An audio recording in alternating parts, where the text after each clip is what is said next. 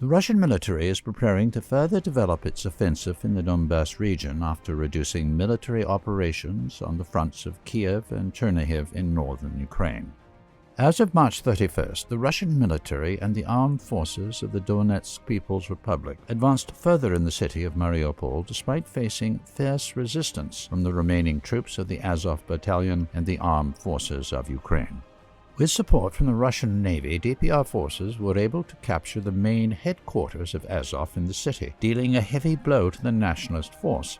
Meanwhile, the Russian military imposed control of several military-industrial facilities and factories near the city.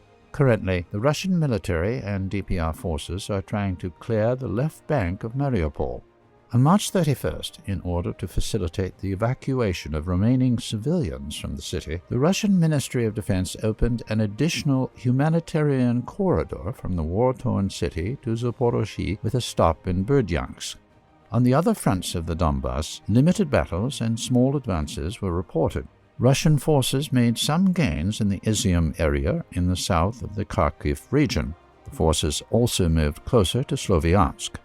Near Kramatorsk, Kiev's troops blew up a dam to slow down the Russian offensive in this direction.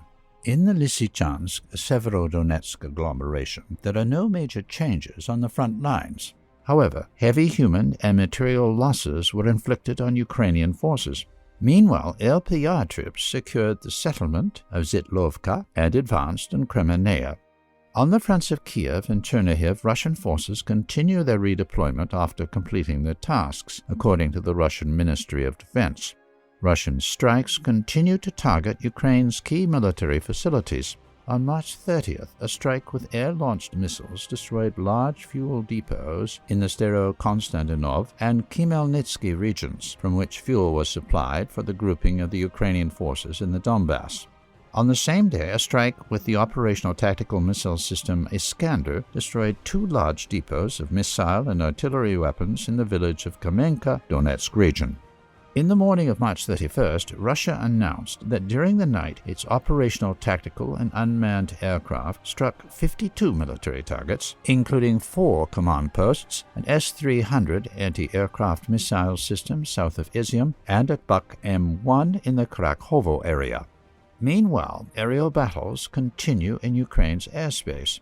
In the area of Tyumen in the Rivne region, an Su-24 of the Ukrainian Air Force was shot down during an air battle on March 30th. As of now, the Russian military says that since the beginning of the operation, Russian forces have destroyed 124 aircraft and 77 helicopters, 216 anti-aircraft missile systems, 341 unmanned aerial vehicles, 1,815 tanks and other armored combat vehicles, 195 multiple rocket launchers, 762 field artillery guns and mortars, as well as 1,689 units of special military vehicles. On the political side, the Russian-Ukrainian negotiations appear to be running into some problems. Kremlin spokesman Dmitry Peskov told reporters on March 30th that Crimea is a part of the Russian Federation, and its status is not up for negotiation with Ukraine.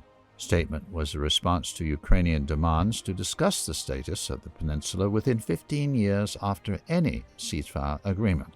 Despite the slowdown in operations over the last few days, all recent developments indicate that the Russian military is preparing to develop its offensive in the Donbass region to impose full control over the territory of the DPR and Luhansk People's Republic, and to neutralize the remaining forces of Kiev to the east of the Dnieper River later on. These objectives will not be easy to complete. However, if they are achieved, Kiev will likely end up losing most of its military capabilities and any political leverage it once had.